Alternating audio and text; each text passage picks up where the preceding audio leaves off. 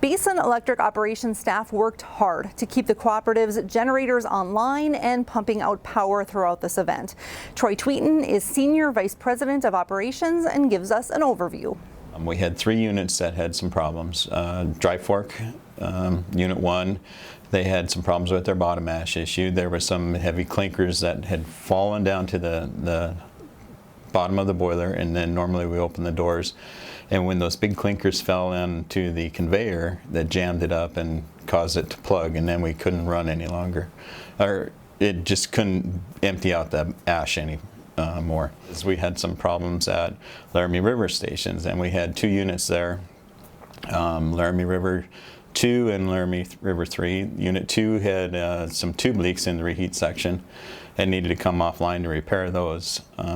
And then 3 had also some ash buildup in the reheat section of the boiler, and that was due to some of the wet frozen coal not having time to dry and lower BTU, so it doesn't burn as well because we pulled it off the stockpile. Train shipments weren't coming as often as they should have, and of course we were trying to cut down and lower our stockpile there anyway, so we were reclaiming coal. And then as we started burning that in this cold weather and didn't get enough time to quite dry, so it had trouble burning in the boiler and caused some buildup in there. So we didn't want to have all 3 units on the west side offline at the same time, and we're really needing the power. So that's where we took Dry Fork off. And then as luck would have it, Unit 3 down at Laramie River, that got so bad that the fans had trouble pulling the furnace draft through there, and we had to take that unit off on the same day. So then we kept Unit 2 on a little bit longer than we were planning because of the tube leaks.